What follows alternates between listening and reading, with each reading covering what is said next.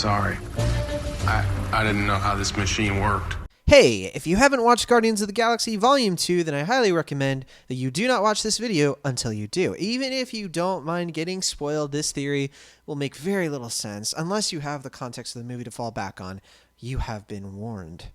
Guardians of the Galaxy Volume 2 was, in my opinion, a fantastic follow-up to one of Marvel's best movies, and much better than the usual MCU sequel, but there is one aspect of the movie that has been driving me and plenty of other fans crazy with confusion, and that has to do with Ego the Living Planet, portrayed in his human form as Kurt Russell. As you may recall, we found out in the movie that Ego is Peter Quill's biological father, and the two share genetics that allow them to channel a powerful godlike energy. At first, Peter is thrilled about the truth of his parentage being promised to help Ego carve out a new world of their making. But he's instantly broken from Ego's spell when told the full sinister story. And that's where I started to scratch my head with this movie. And that's why I call this the Guardians of the Galaxy theory, the real reason why Ego killed Meredith Quill. See, the explanation of what Ego has really been doing and why for thousands of years is a bit confusing, at least at first glance. We find out that Ego has visited countless other planets over the years, and Peter's hardly the first child he's had brought to him by Yondu. He tells Peter that he's been searching for him ever since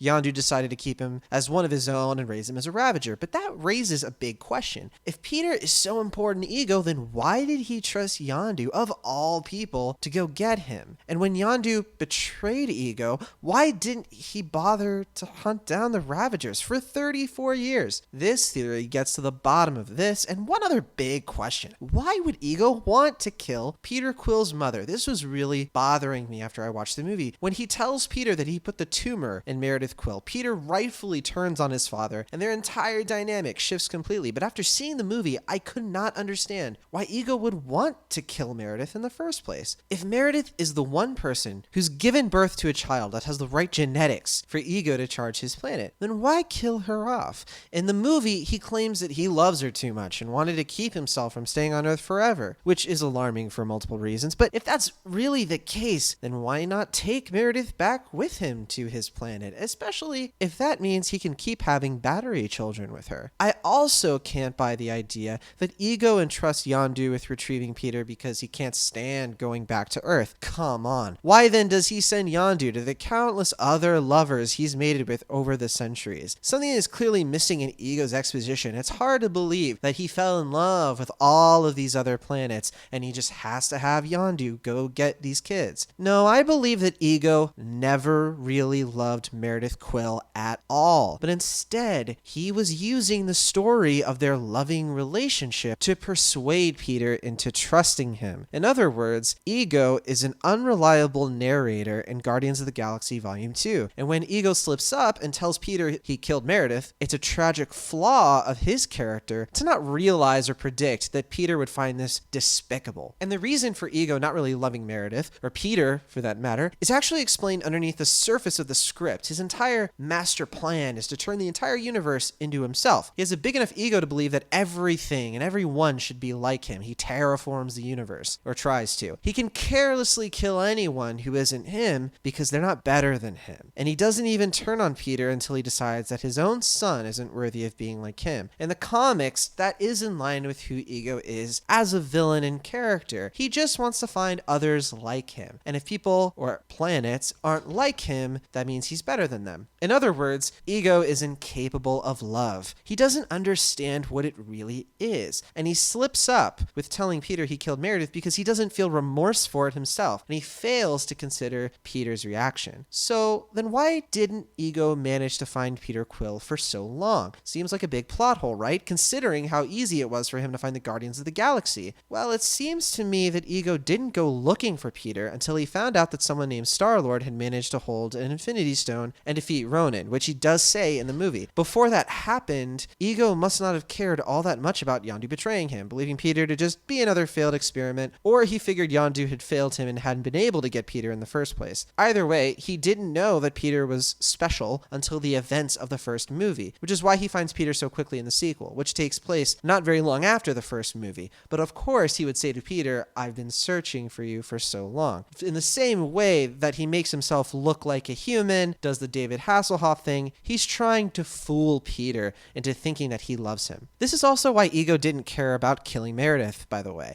At that point, when he put the tumor in, he didn't realize that she had produced the first viable offspring in a string of deranged experiments. But again, why kill any of his experiments at all? Why be so heartless? I believe Ego killed Meredith and all the rest in order to conceal his identity. After all, he lives in the fringes of space and is also planning to take over the galaxy. We know from the opening scenes of both Guardians movies that Meredith has an inkling of who Ego really is. He apparently told her.